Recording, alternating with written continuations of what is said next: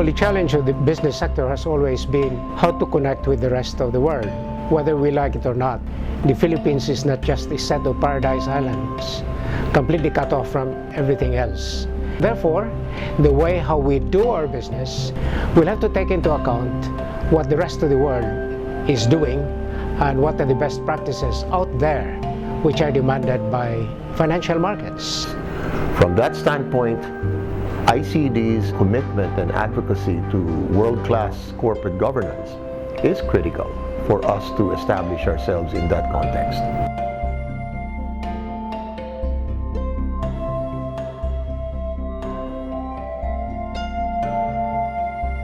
ICD was created after the Asian financial crisis, founded by Dr. Jesus P. Estanislao. The Institute of Corporate Directors is a non-stock, non-profit corporation that is committed to the development of good corporate governance, and one way to do it is to create a body of professional directors.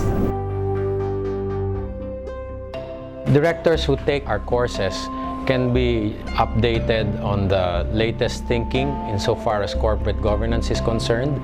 We like to go beyond compliance and really get into the issues that challenge boards today.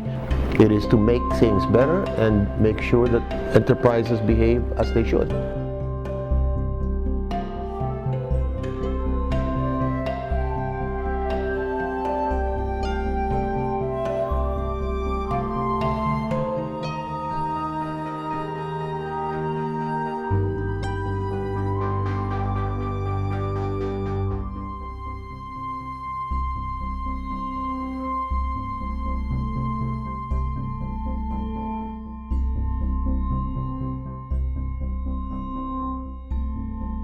We have very set parameters for determining who gets elected to fellowship.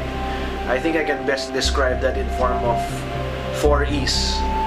These 4 E's are exam, experience, evaluation, and ethics.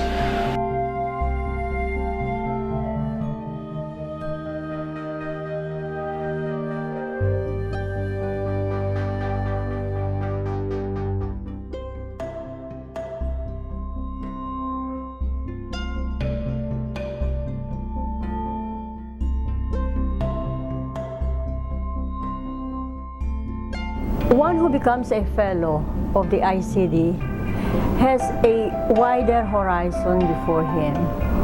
Aside from the networking opportunities, a fellow can also avail of the instruments for professional developments, such as roundtable discussions, the quarterly visits of distinguished speakers. The ICD has also a library with a wealth of knowledge, more particularly on the best practices for good governance. Well, ICD is one of many institutions that promote reforms, and the Philippines needs to undertake multilateral reforms. Those of us who are not satisfied with the way how things are must do things that are really positive and that build up the Philippine economy. We at ICD always say that governance is a shared responsibility.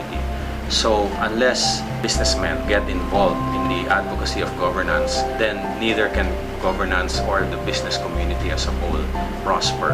So what we want to do is we ultimately want to bring credibility to our marketplace through governance so that all investors can come and invest in the Philippines. And obviously with the investment comes employment and jobs and economic development. So I think that's why people should join us in this advocacy, because we're all trying to build a better Philippines.